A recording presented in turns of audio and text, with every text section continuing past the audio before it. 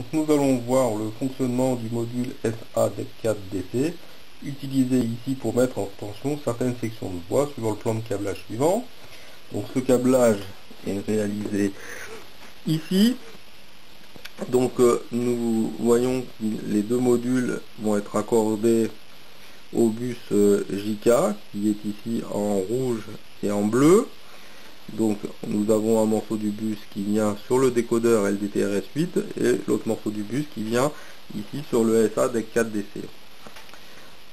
Nous retrouvons ici le bus de rétrosignalisation qui vient se raccorder sur le décodeur LDTRS8 et ces deux décodeurs sont alimentés par le transformateur ici où on voit le raccordement avec les deux câbles noirs qui vont sur chacun de ces décodeurs. Donc nous aurons deux portions de voie qui seront mises en tension. Donc nous avons le câblage pour une voie ici et le câblage pour l'autre voie ici. Et sur cette voie, nous avons mis en parallèle de la résistance de 1,5 kΩ, une LED, ce qui permettra de rétrosignaliser éventuellement sur un TCO la présence de la locomotive sur cette section de voie. Et puis nous avons deux sections de voie normales qui sont raccordées directement au décodeur LDTRS8.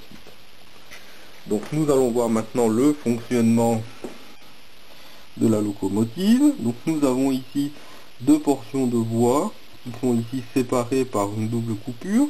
Donc sur la voie de gauche, nous avons une autre coupure qui se situe ici, et donc la portion de voie qui pourrait être mise en tension est celle-ci. De l'autre côté, nous avons également une coupure qui se trouve ici, et donc la section de voie qui pourrait être mise en tension est celle-là. Donc maintenant, nous allons voir le fonctionnement de la locomotive. Donc on voit qu'elle se trouve sur la portion de voie numéro 3. Donc nous allons mettre l'écran de vitesse. Et nous voyons que la locomotive s'arrête d'elle-même ici, bien qu'il y ait toujours d'écran de vitesse. Donc nous allons remettre la vitesse à 0. Nous allons inverser le sens. Si nous remettons la vitesse, nous voyons qu'il ne se passe rien. Et nous voyons la présence de la locomotive sur cette portion de voie par la LED ici qui clignote. Donc, elle ne clignote plus si on remet la vitesse à 0. Donc maintenant, nous allons libérer la locomotive en remettant la tension sur la voie.